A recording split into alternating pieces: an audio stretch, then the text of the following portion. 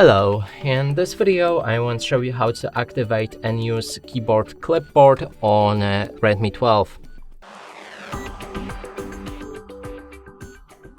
And to do this, first I will show you that I have the Gboard as my active keyboard right now, and I'll be doing it on this one. So we're gonna open any text app like a Google search, and then you should be able to see this icon right here with a Clipboard. Click on it and then make sure that it's enabled like this. Now you can enter any text that you like. Click and hover your finger over it and then click on the copy. Now you can go back and activate the Clipboard. Here's the recent text that we've just copied, and we can paste it multiple times. You can also manage your keyboard by clicking on this pen button, select each of the text messages that you've copied and remove them like this. You can also pin them to always have them under your finger.